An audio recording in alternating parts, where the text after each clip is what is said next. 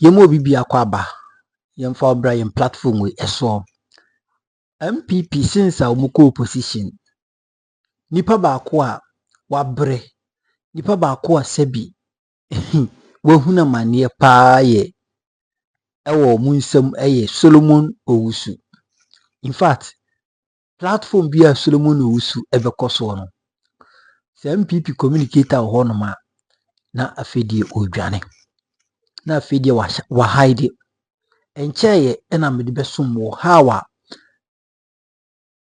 Solomon Owusu Alan ono ye director of communications Edmalan Koduchramantini party United Party. How Solomon Owusu we a dismantle sticker on dry prime. The nimpa not to the punches. May we a sticker in your buffo. Not just a afedie, not some now phone sticker. But this time around, MPP communicator anti-ho. Only Bernard Mona PNC right. Bernard Mona so well in so dear a ban MPP same day on so have been with more kasa. Now come and see how or AC to the money MPP. The MPP for ye nipa bia a combination and come back contest election after ebia I don't know and kebia be 2036 one baby nanka omo ebe contest for election bi anasa ombegina for election bi. But esen so omunim aniwo na omunim de e continue omo abomi mfi taduko ena omunam so esen akoyi nipa obedi omonim asen akoyi election.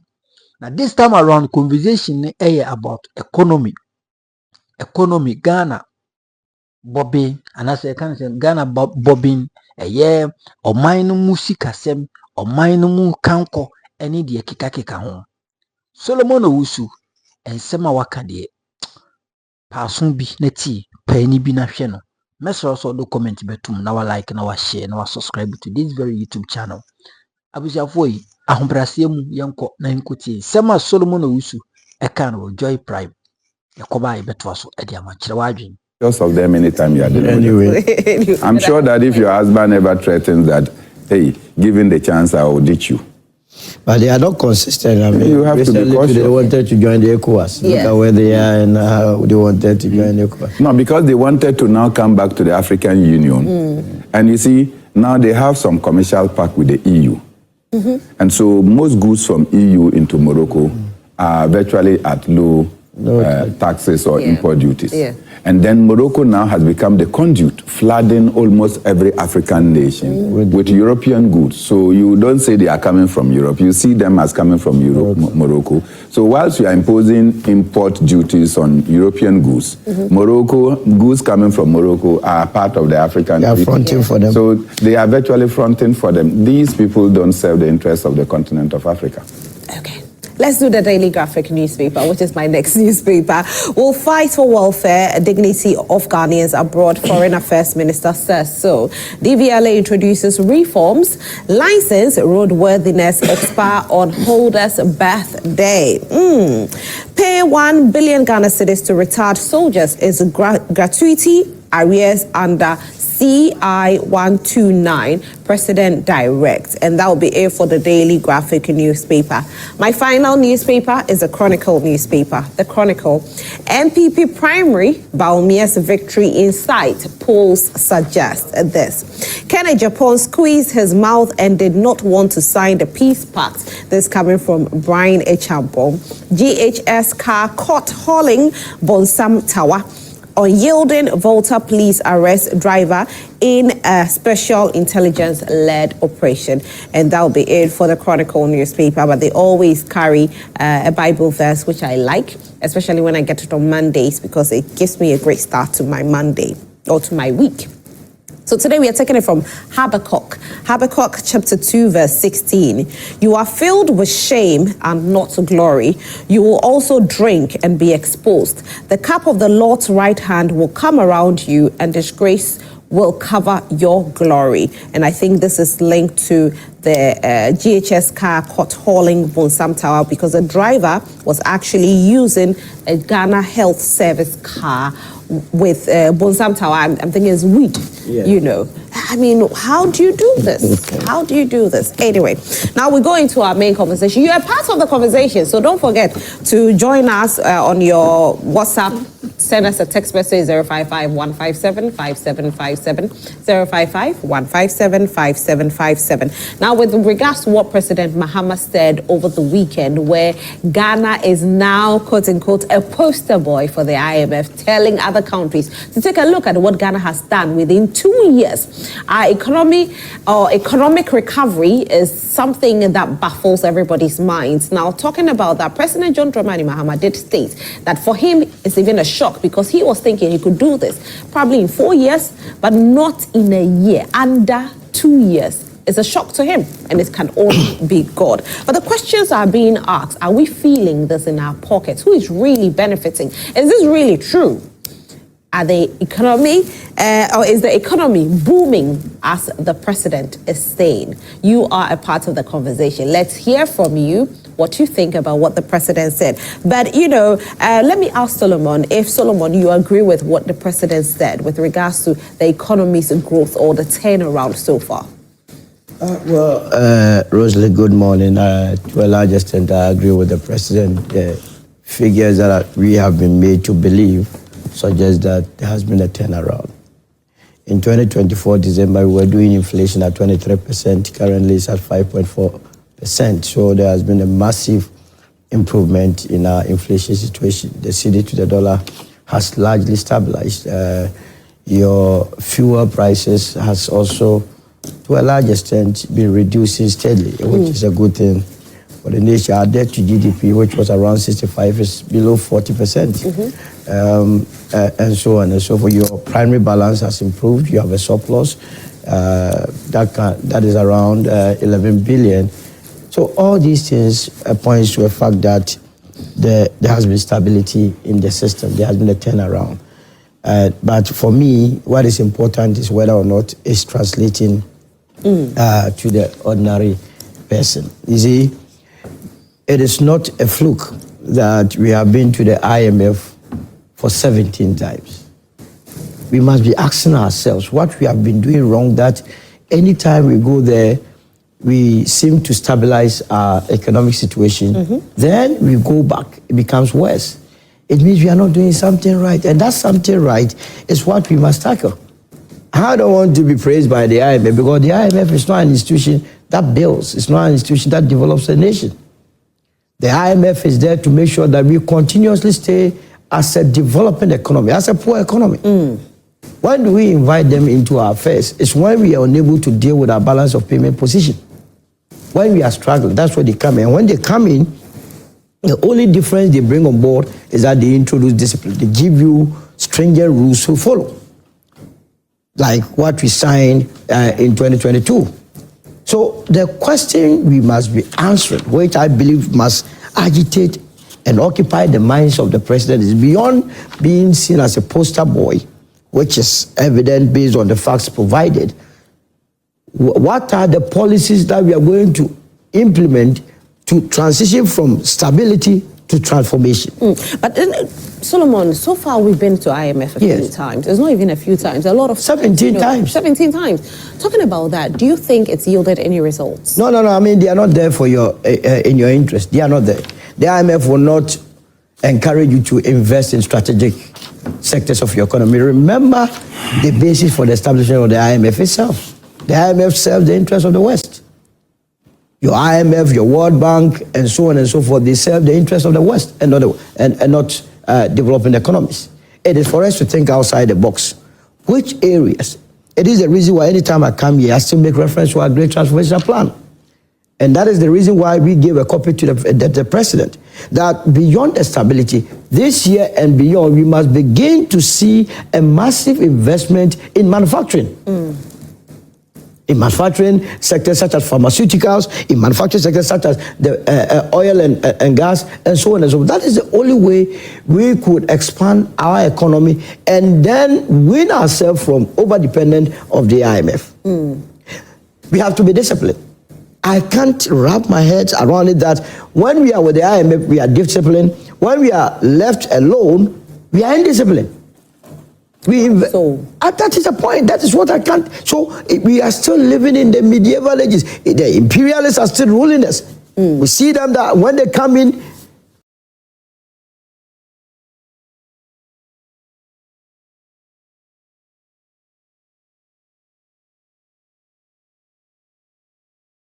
yes, a massive situation. We have to go to. We have to respect ourselves. We have to obey rules. But when it is for rest, everything goes. We tend to spend more than what. Are we saying we don't have self-control? Yeah, we don't have it. We don't have it. We don't have it.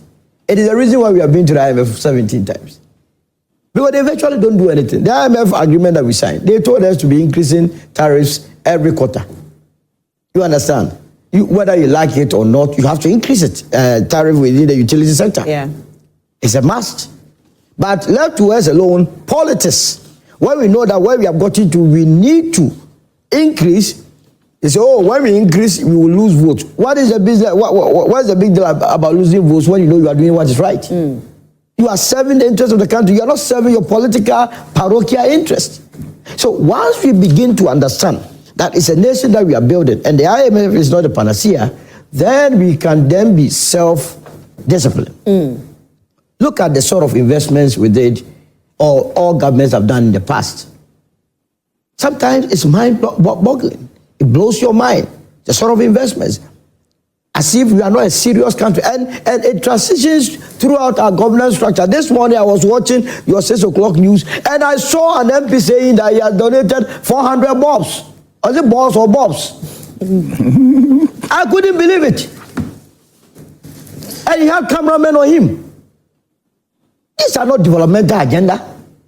We must begin to up the game. The world, you know, if Mamu sang a song, a man, you know, 2 point giant. They are living us. So you cannot continue to do your politics of the 60s and 70s. People are now going to the space. We must think aloud. So in as much as I agree with the president that there has been a turnaround, this is the year that policies such as huge investment in oil palm, as was announced by the finance minister, it will not be in our shelves or just on paper. There has to be an implementation. Okay, let me go to Bernard Mona right now and ask him how he assessed the phrase, Ghana has grown or is grown massively, and what are the indicators Ghanaians must take a look at? Good morning to Solomon Owusu, to yourself, and to appreciate his solidarity with Arise Ghana when we picketed at the U.S. Embassy over the week. I think that the impact was largely felt. Our message was well delivered. We are hoping that the Embassy of the United States of America will act speedily on the petition that we sent to them, so that we will see a return of Ken Ofurata to Ghana so he can face lawful state institutions for his conduct and his duty in office. Before I say that, if I take page 5 of the Chronicle newspaper, it says China malls in Kumasi are a threat to retailers. And this is coming from the Traders Union. That's part of the economy of Ghana. That is said to be booming, where we are having multiplicity of China malls springing everywhere, virtually denying the Ghanaian businessman who used to trek to China to go and buy wares at affordable prices to come to Ghana to come and sell. Suddenly, that conduit has been curtailed, where through the China Mall experiment, all the goods and Ghanaians who go there to go and buy, retailing is done through their mall. So you just go there and it is done. There is no Ghanaian or the government of Ghana capable of going to China to establish a mall to sell Ghanaian produce or products. This neo-colonialism must cease. where we have foreigners starting from ShopRite. We collapsed the Ghana National Trading Corporation, GNTC. We collapsed the Kingsway Shopping Mall and many others that were the, the chain stores of our nation. We collapsed them. Today, it is warming to have the existence and expansion of China Mall, Melcoms, ShopRites, and their likes that are largely unowned by Ghanaians. They are unowned by Ghanaians, but they are owned by foreigners and their capital. But I asked this question, how is it that same companies or same products being sold by the Chinese cheaper than Ghanaians selling the same thing? No, but if you have mass production and state deliberately invest, the Chinese government has its farms, they produce, they invest. As we speak today, there are many Chinese farmers in Ghana than Ghanaian farmers. I understand, but I'm just trying to use the China Mall as an example, because if I go to China Mall, maybe I'm buying a bulb, let me use the same bulb scenario, for probably like 2 cedis. And then I step out and I'm going to my Ghanaian sister or brother and I'm buying it for 15 cedis. Automatically, what happens is I end up going to the China. Because your China Mall. Your concept of commerce is a bit down. If you understand commerce, we have what we call loss leaders. Or who are you talking about? Loss leaders. No, wait, you said my concept of commerce is down. Oh, no, but that's what you said on national television. Yes. Oh, I didn't mean offense. But I'm trying to our concept of commerce. Sorry. Okay. Your concept, so the concept, I mean the Ghanaian. The Ghanaian concept of commerce, not you because as somebody watching will, even my bosses will end up sending me a message that this is what Bernard said, and even my haters watching, right, will end up using it in management but I'm excited that you are concerned about what haters say. The people who don't like you, it doesn't matter how gloomy you are. Actually end up going showing it to the management that, you see what we've been saying. No, I mean your Ghanaian concept, or let me put it, our Ghanaian concept of commerce is low. There is something we call loss leaders.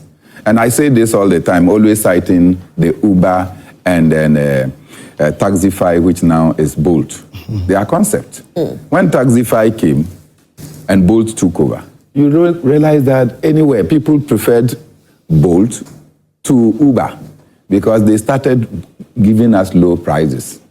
Now that people have largely accepted Bolt as the main, go and check the price ratios. You see that whilst Bolt prices may be down, they don't get patronage as compared to Bolt. Similarly, these companies come, and their first thing is to make their prices very low so that we become attractive and become addicted to control of our economy. We don't need IMF to do anything. And I say this, if you go to New York, you see IMF, you see World Bank.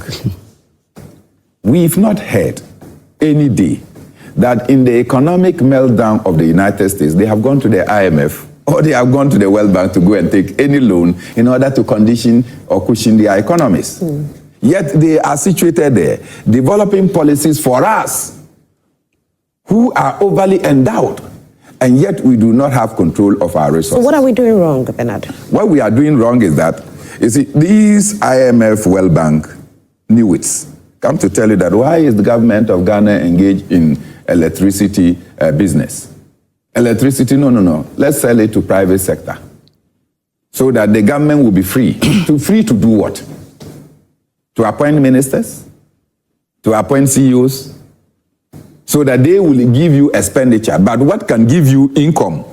They tell you that no, it's not your duty to handle.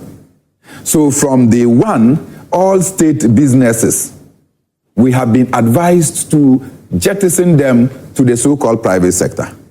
And unwise as we have been, we have decided that, give it out to the private sector. Private sector management is better. In the end, we keep creating only expenditure outlets.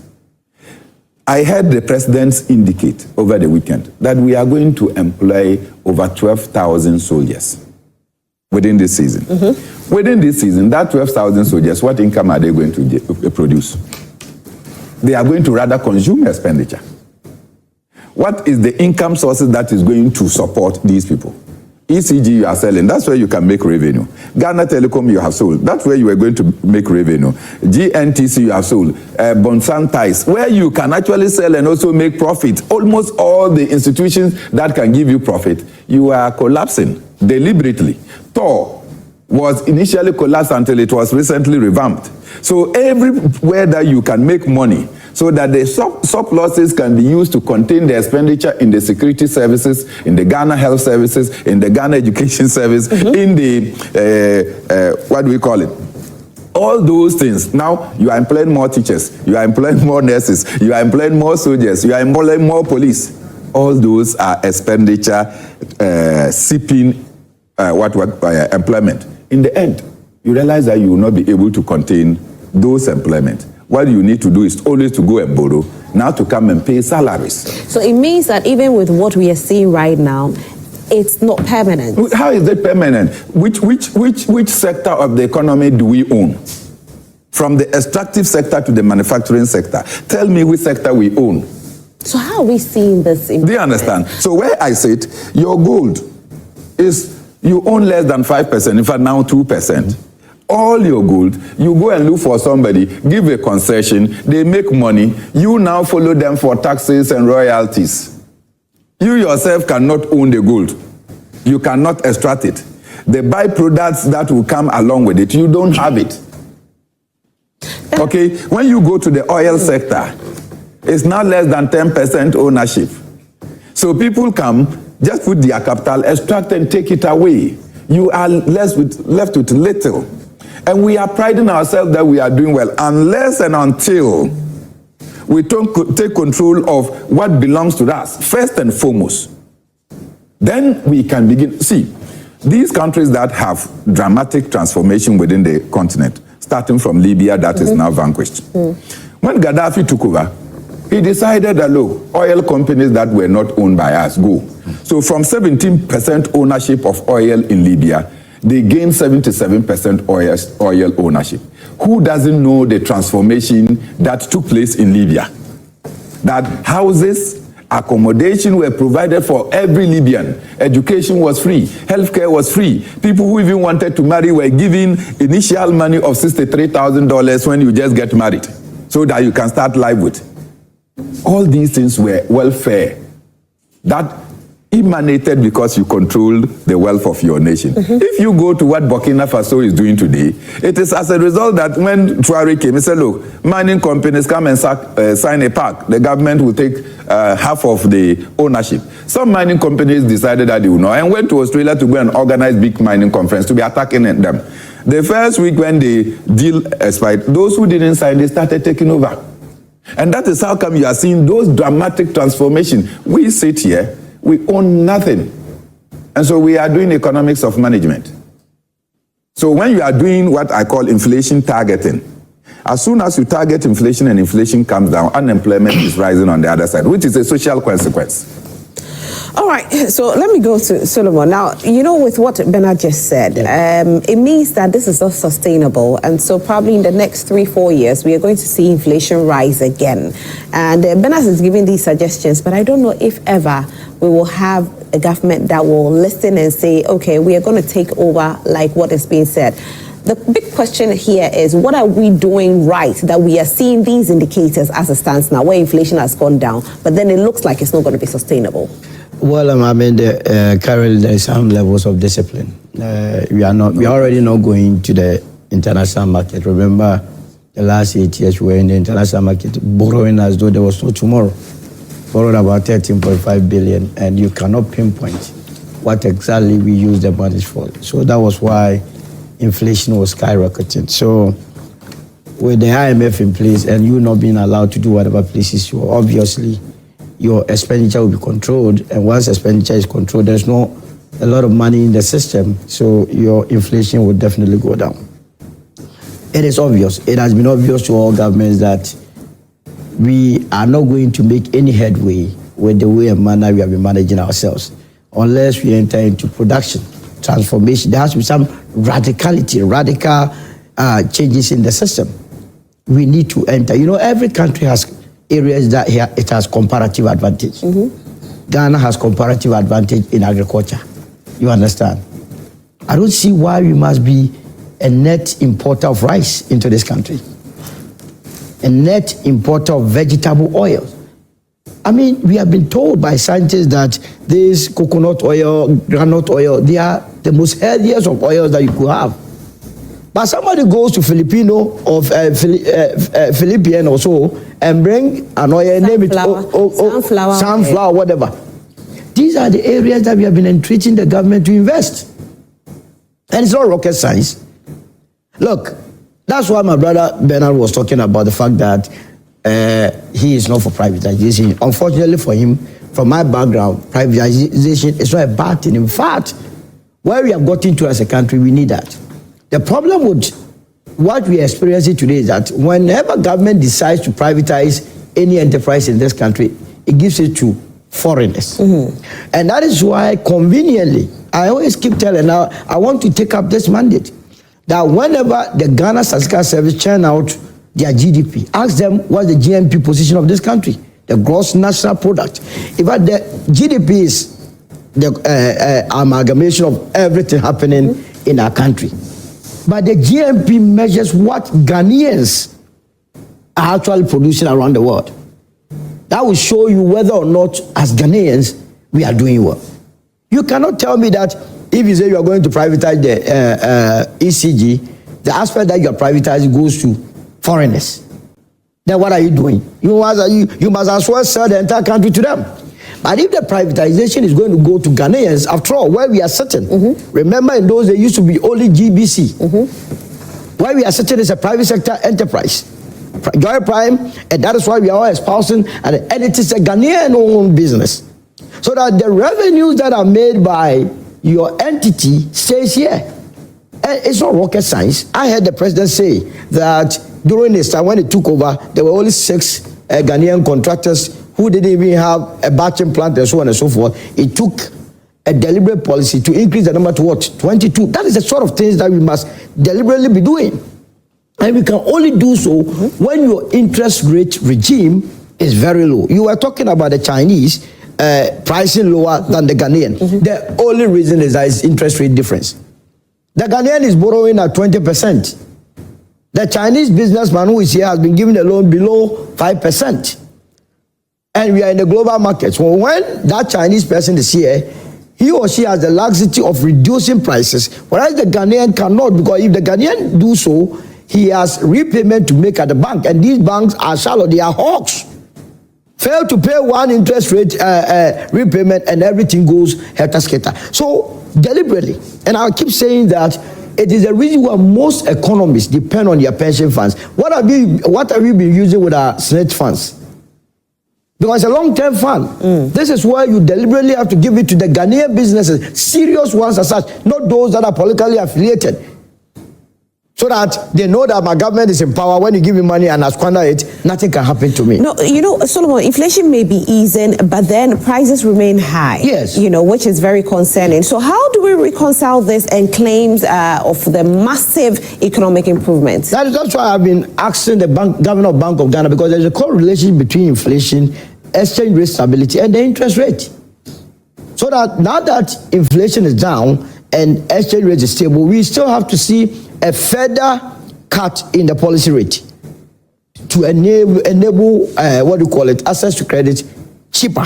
Once access to credit is cheap, I tell you that you begin to feel the much impact in the system. Because it's not rocket science. You know, our market that we are operating is a consumer-led market.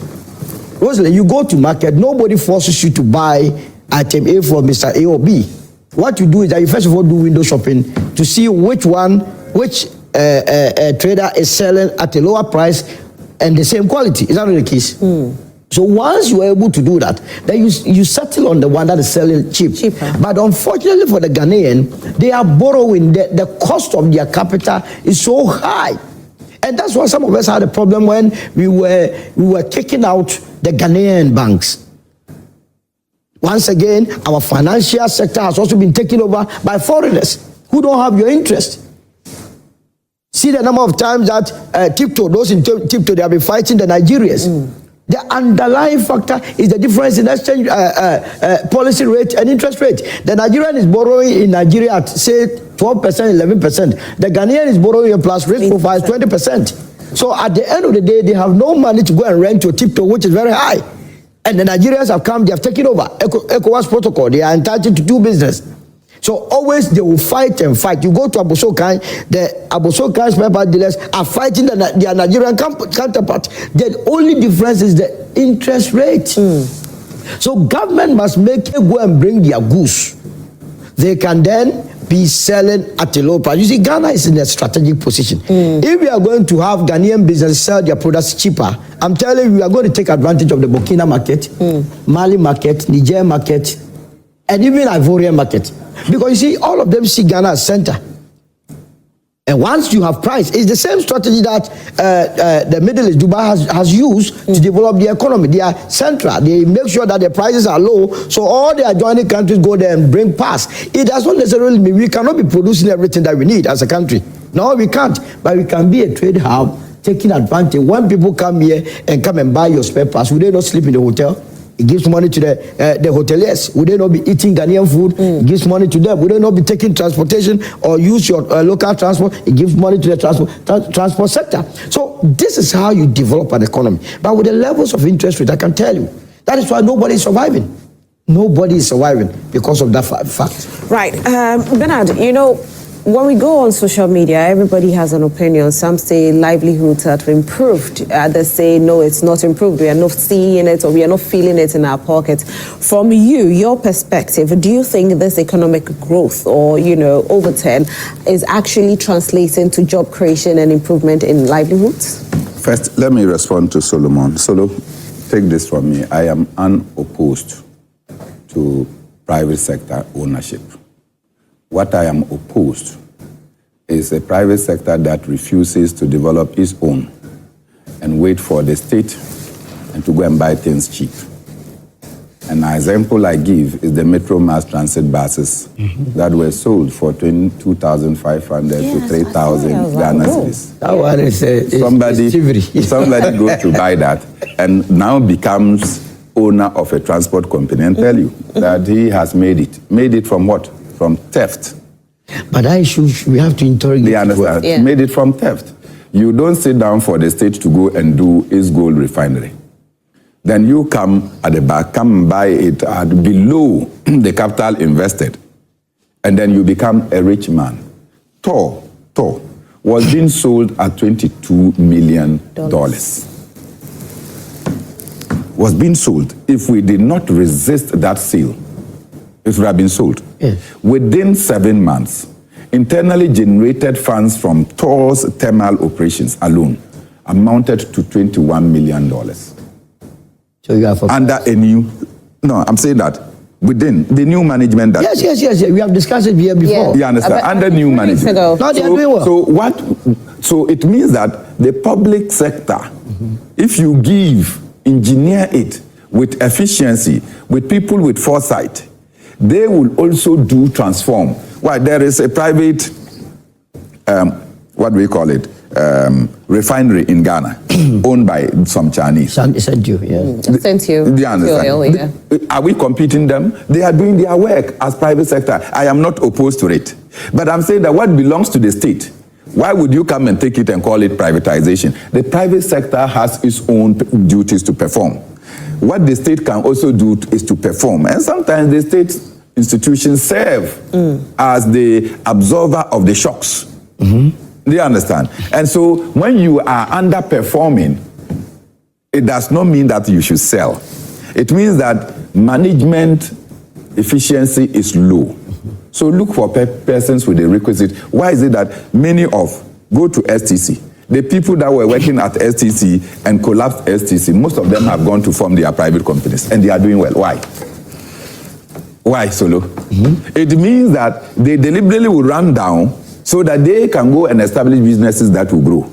Then Bernard, you are rather then making the point that they have to be because if they can deliberately run down cities, why don't you keep them there? No, so that is the point I'm saying, that change them. Those who are underperforming, give them, what do we call it? KPIs.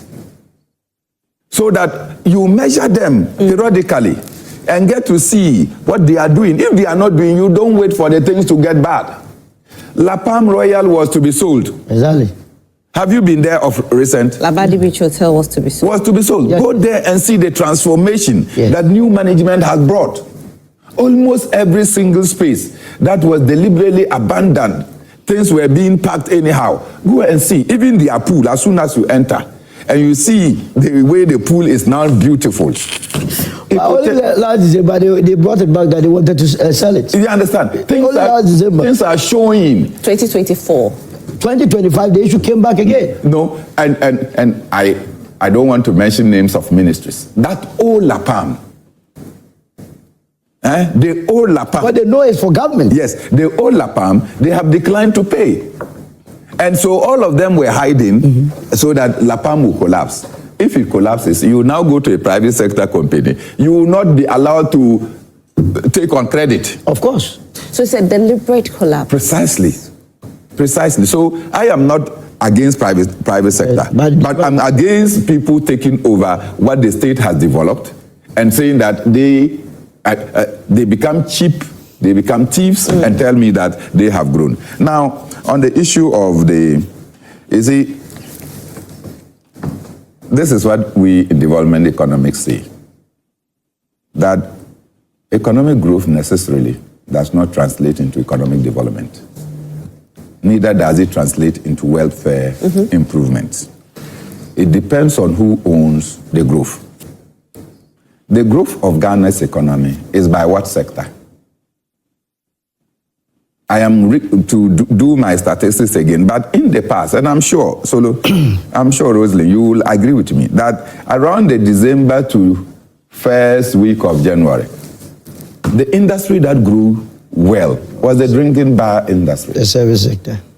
The tourism sector. No, the drinking bar sector. Tourism. The drinking bar sector. It's a tourism sector. You want me to say tourism? It's a tourism sector.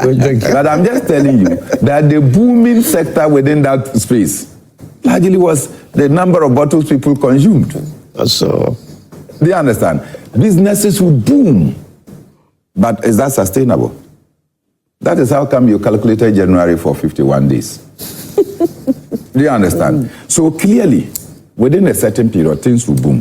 The other thing is, like I initiated, if you don't own the commanding height of the economy, and I always do this, you say GDP has grown.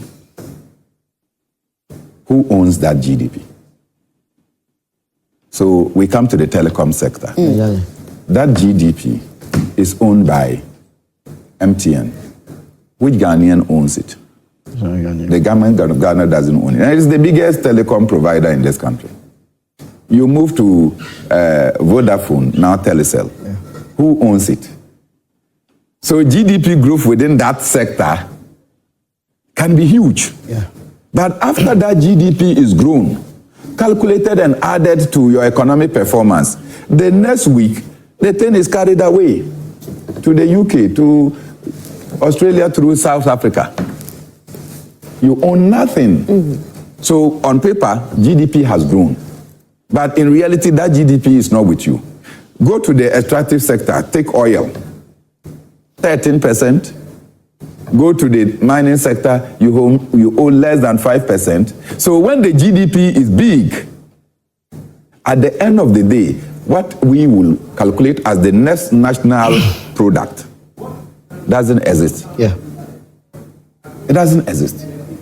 Or you can call it gross national product. It doesn't exist. That is extracting what foreigners own in your country and leaving what the nationals own. And what the nationals own will actually stay in the economy. So what Solo owns within the transport sector, Solo is not going to fly that money away to Australia. It's gonna stay. It will stay here to create jobs. But that is insignificant. And that is why we see all these economic indicators and its translation onto the market or to the consumer is low. So yes, inflation has come down. And I said we are doing inflation targeting. It means we are restricting some government spendings. Government is not spending. And if you go everywhere in this country, Ruth, even within Burma camp, When you go, the roads are not that good. Namaka roads used to be good, you know. Super good. If you it? go within Cantonment's enclave, Yeah. which we call government residential area, the roads are not good. Have they traditionally untarred roads since time? And we are micromanaging. Because you are micromanaging, you are not releasing resources for the constructions that will have to take place. And I'm saying that no country has developed on piecemeal. You have to leap. So when the German economy collapsed and they had to do the development, they did Marshall Plan. It was massive construction everywhere. They told us that by the time you finish taking a cup of tea, the price of the next cup would have been twice. That was galloping inflation.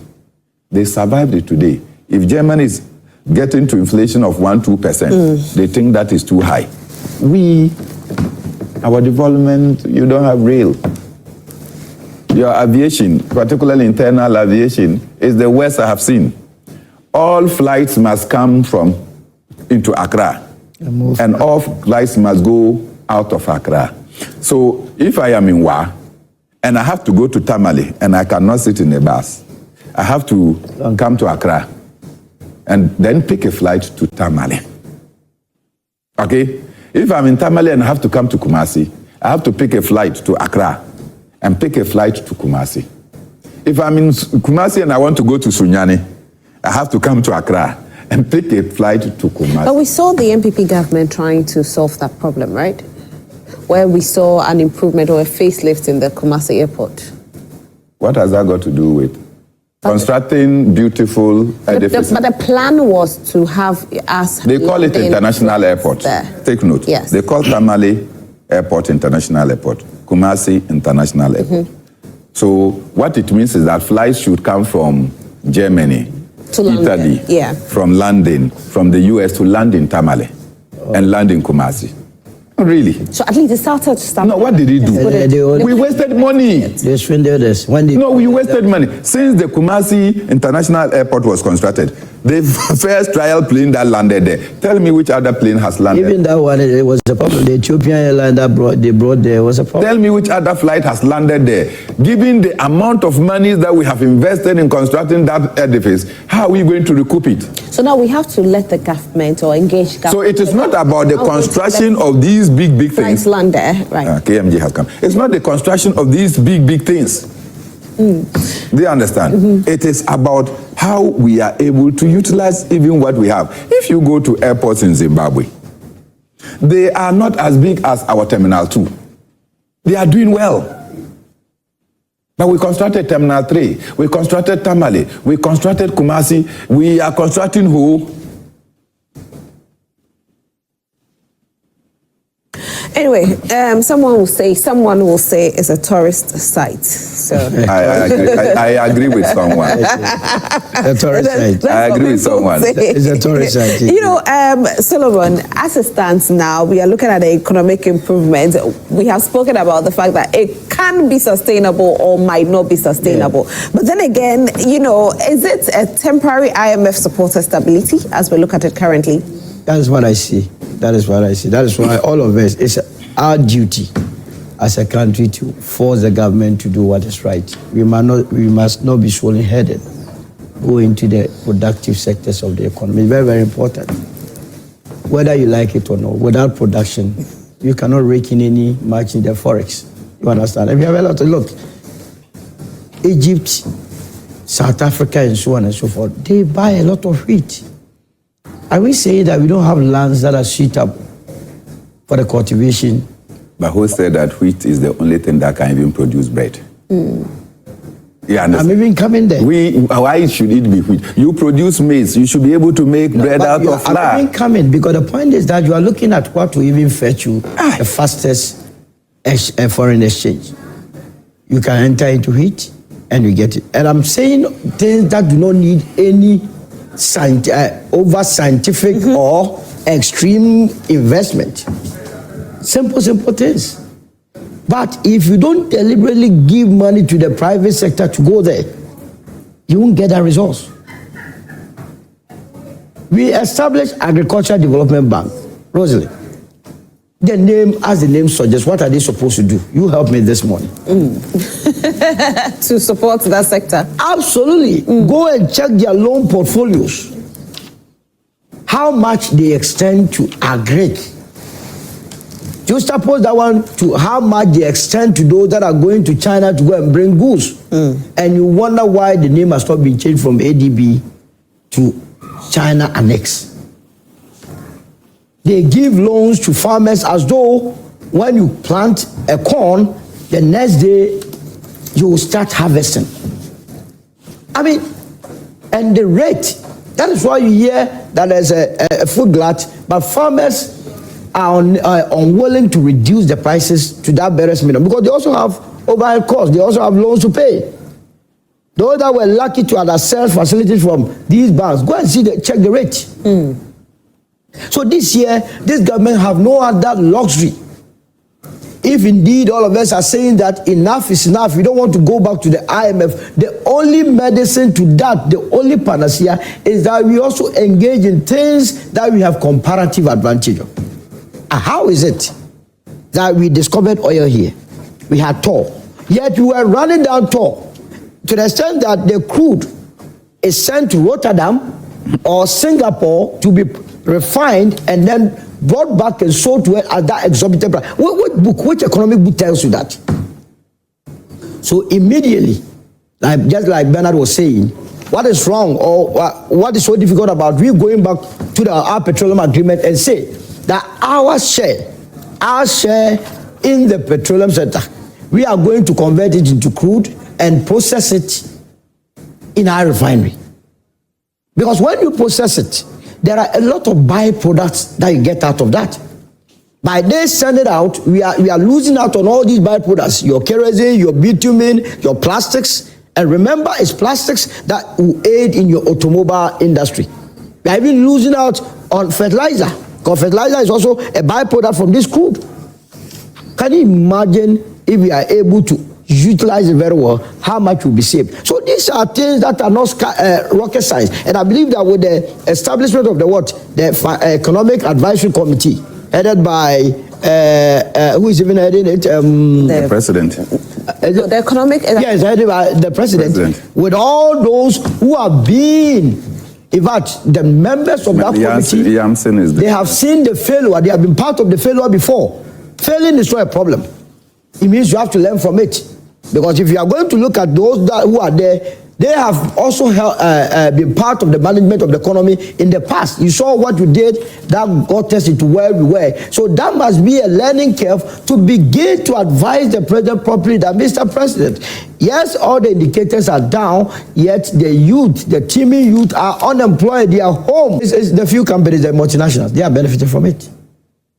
The rich, they are the ones benefiting from it. So Ghanaians are not really... Not really benefiting from it. But some Ghanaians are actually, praising the president, especially with fuel prices. I said that anytime you make the erstwhile administration and the administration the benchmark, you will not get it right because they must not be existing in your minds. What you were treated to in the last 8 years was nothing. You had no semblance of governance. How can you manage a country and then lead us into an inflation of 54%? That is killing the people. So for them to have come and then brought it down, what it means is that we now must do what is needful. They use the first year to undo a lot of the unseriousness. Now is the time to do what you promised the people of this country, the jobs. It's all about jobs, jobs, jobs. You were told to go to the university. After university, what were you told? That you get a job to do. Well, find out those that finished university in the last 4 years, then the percentage that have gotten jobs to do. Today, people that finishes university, they see national service as their savior. All of them are rushing to go and do national service. You ask them, what is in the national service that you are rushing? I don't want to be in the house because it's so humiliating. I haven't finished school, I wake up and I don't know where to go. And that is why this year and the years subsequent, we must begin to see actual investment in the real sectors.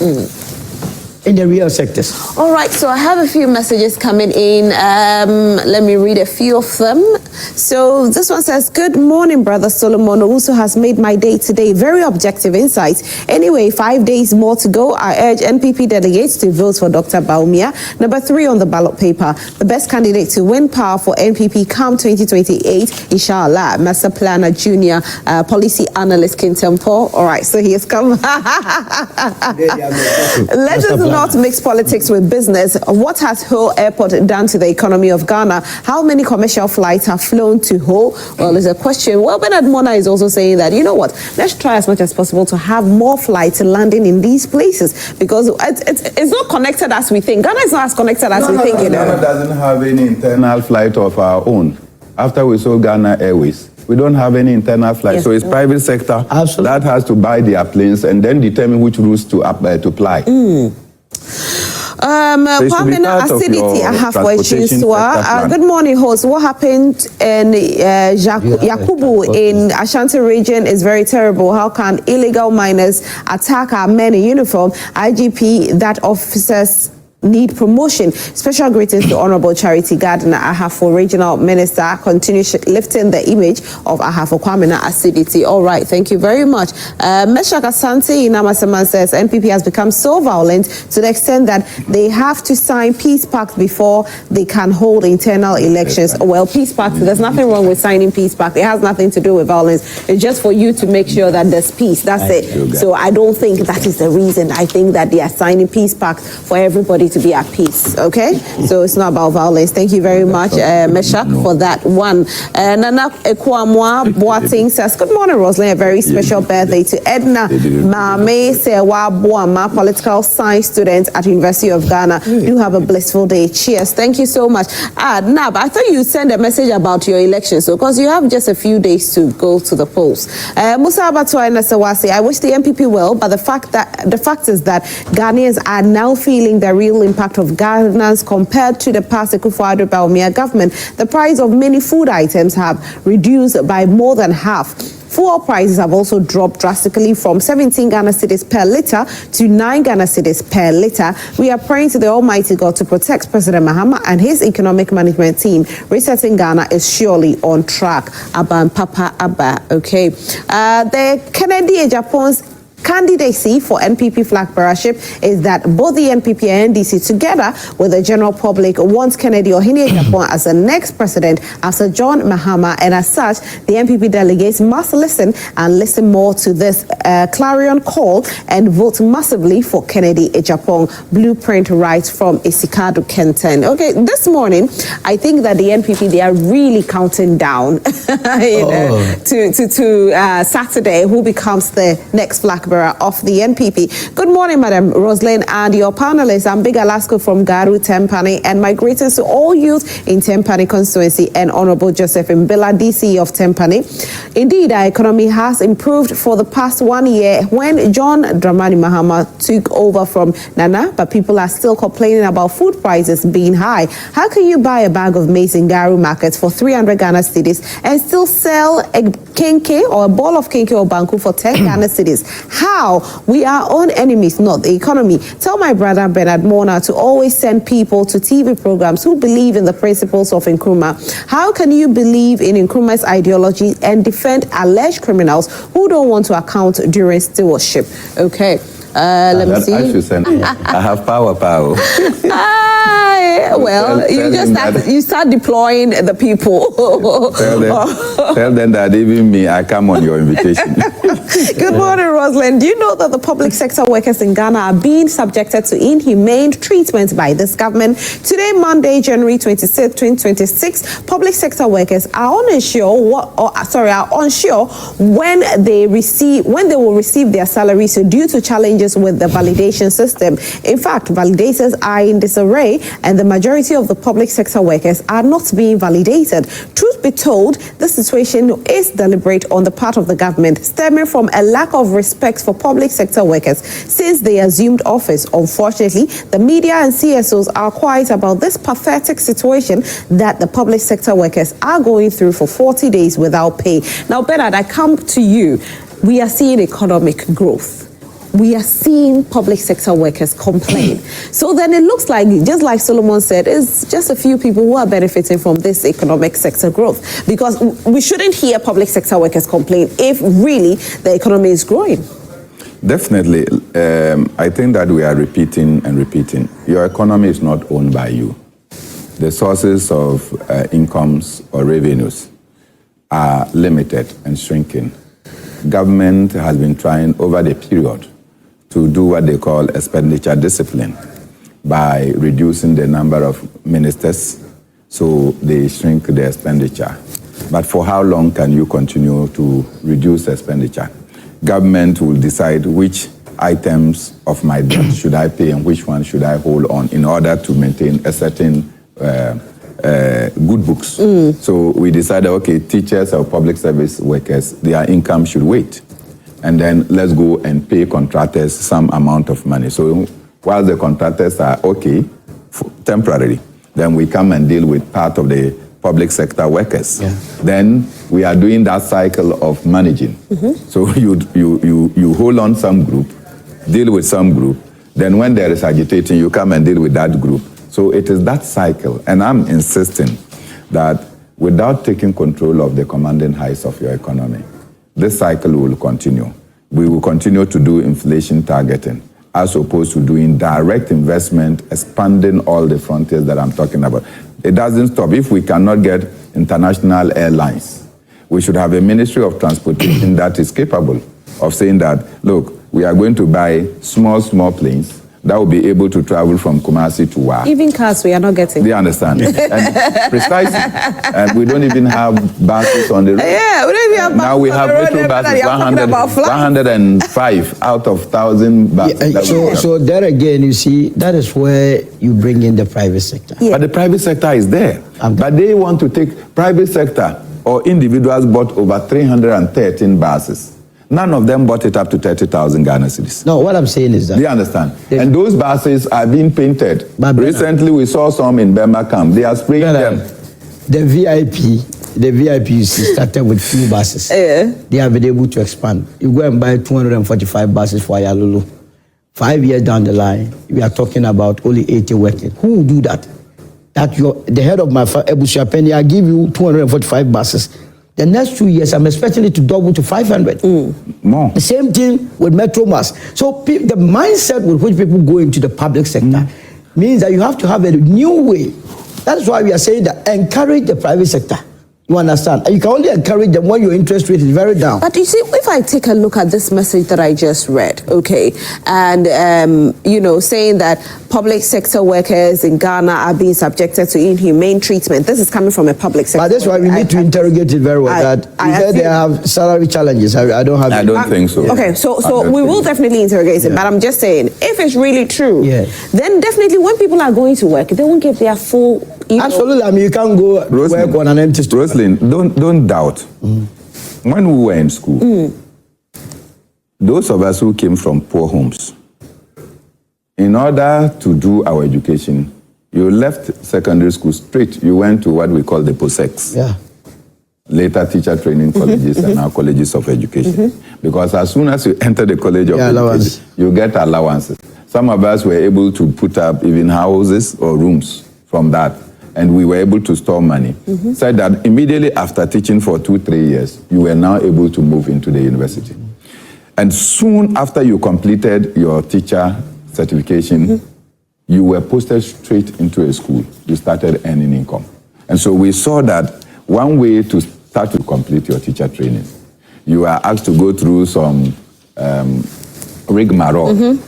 When many of the people who decided to go and do nursing and other allied sciences, the belief is that they were in high demand. And so you went to do nursing, you did some allied sciences, or you went to do medicine as a doctor. Soon as you finished, you were posted. Today, those prestigious courses or programs, they are staying at home 3, 4, 5 years before they can also get enlisted or recruited. How is that going to solve the challenges we have? Most of them have taken loans in order to complete their courses. The loans are yearly compounding in interest, yet they don't have secured jobs to be able to do that. And in the end, Solo, some private sector abuse these people, particularly private sector financial institutions. They bring you on board, then they give you targets. And our young ladies have become something else. They are moving from... become. You know what I'm talking about. You want me? They have to move from one office to the other, one place to the other, seeking people that will be able to enable them to meet certain quotas that they are given at the end of the month.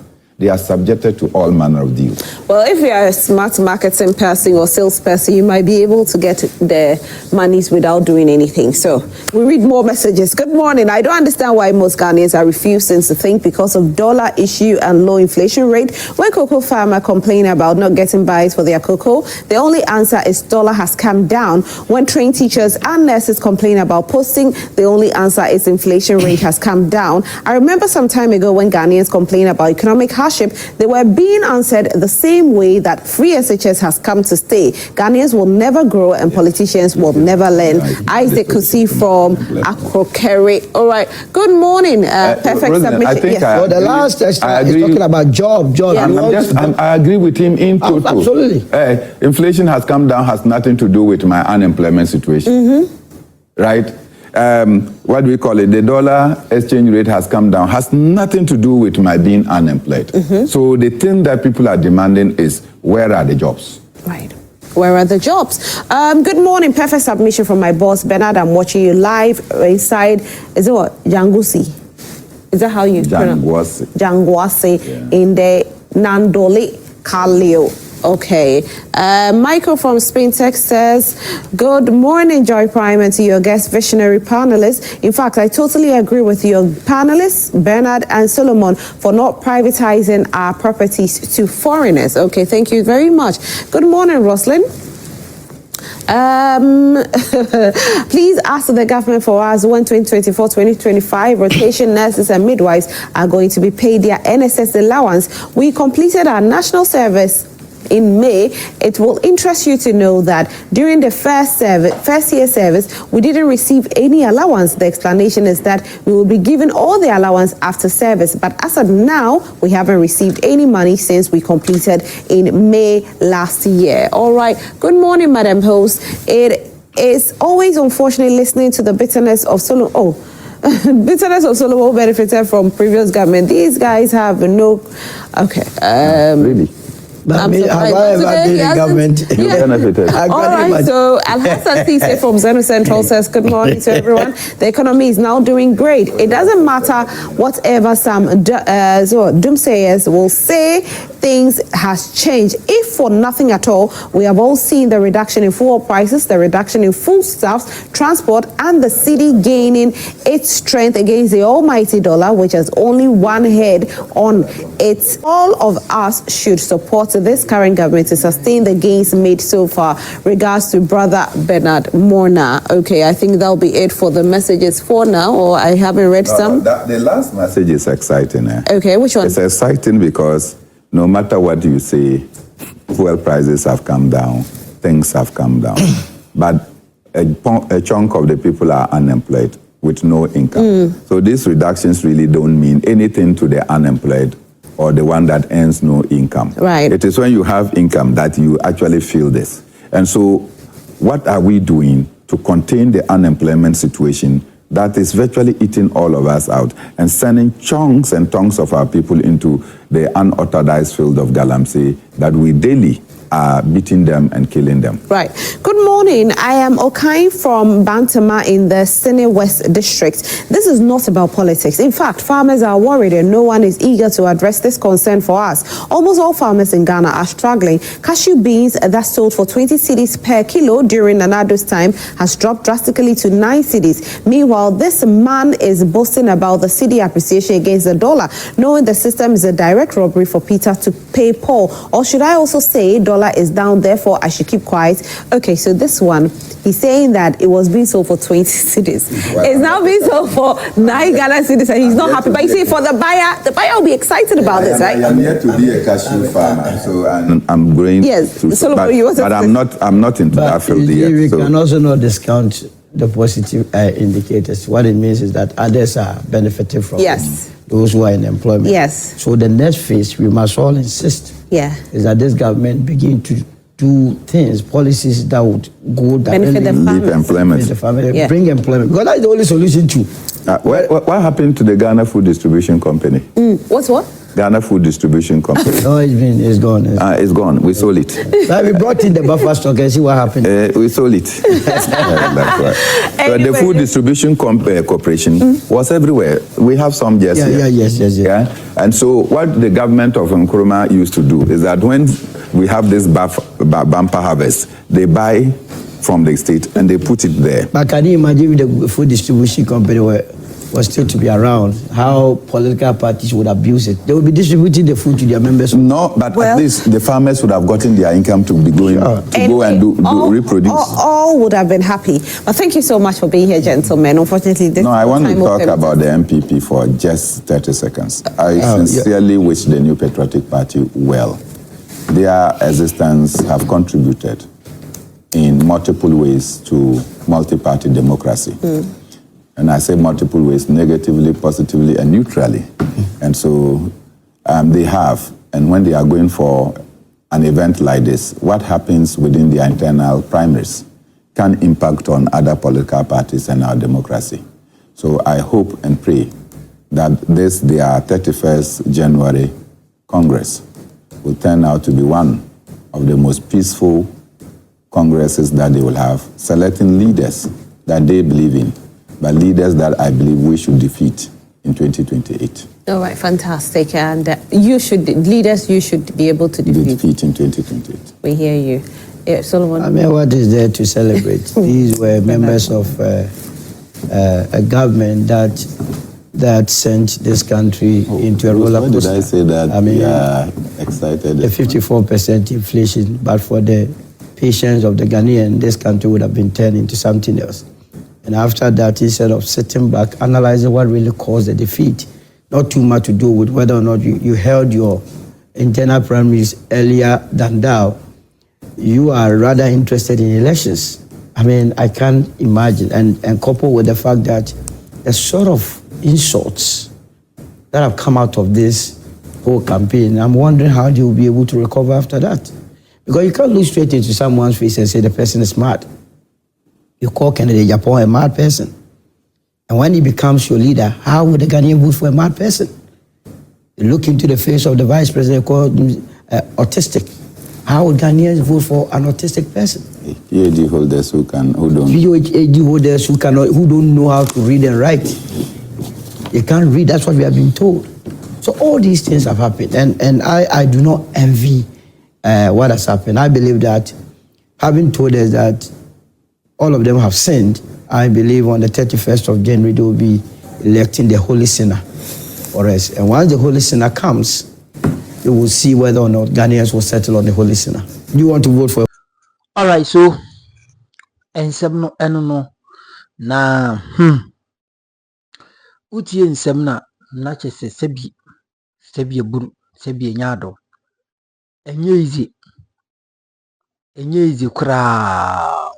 It's never easy at the MPP for. Na MPP for ye mamo shedding, ye mamo due, ye mamo yako wati. Enye hwi ya se die sa sebi aburu sebi nyado. Se moba na wama bobra pa obia bebo mu bi. Enti sisi ameno kase die MPP amanyoko no.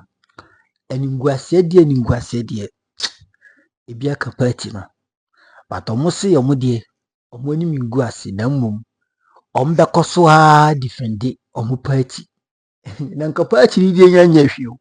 Oh, party ni die say party ni die fine. MPP party, MPP as a political party. Mega misi party ni nyanya hwi. Ba nipa omuwom. Na nipa omuwom no so no.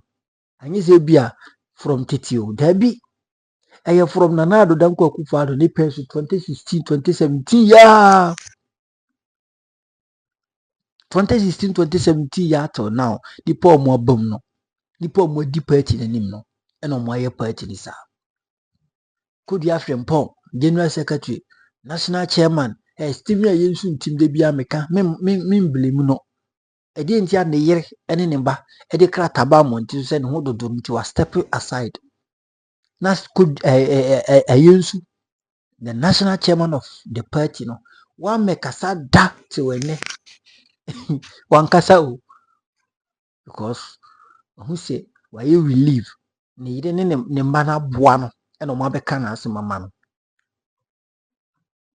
ene na bi the national organizer okasa ase wato chief mu sebi ene Mustafa Hamid and he is Mustafa Salam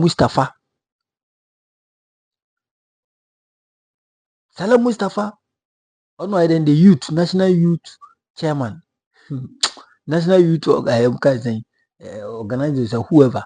You see, these are the people they don't know how to manage a political party, but the only thing they can do is to collapse the party with their okro mouth, running okro mouth.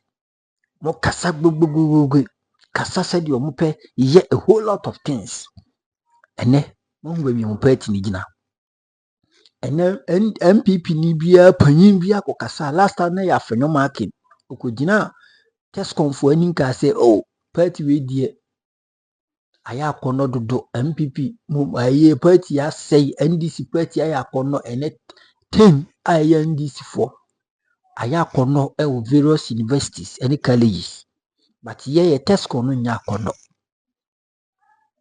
afeyo mark ne kan yo somo kai nansi aso Joe Wise first former deputy speaker of parliament the quite former member of parliament o say omunya nipa bi say see no nketia wo omu party ni manko mo awie because ama NDC aye attractive ama NDC aye attractive read my lips attractive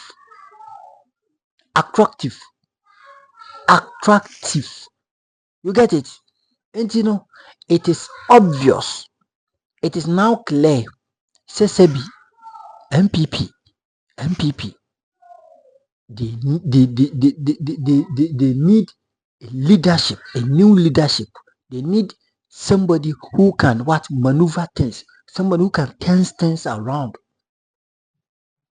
I know be okasa keke, I know be a okotena radio so no aka no akotena TV so no aka no aka wakotena newspaper wa twa they say abronye.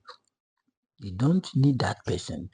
And those people, they need the intellectuals with with brains, with well qualified people who can speak good English, can write, assemble the people practically. So they're not processing pom boating air can. Chira wadwon comment section ni median mega yakupon hira na onka ho papa the besen hira.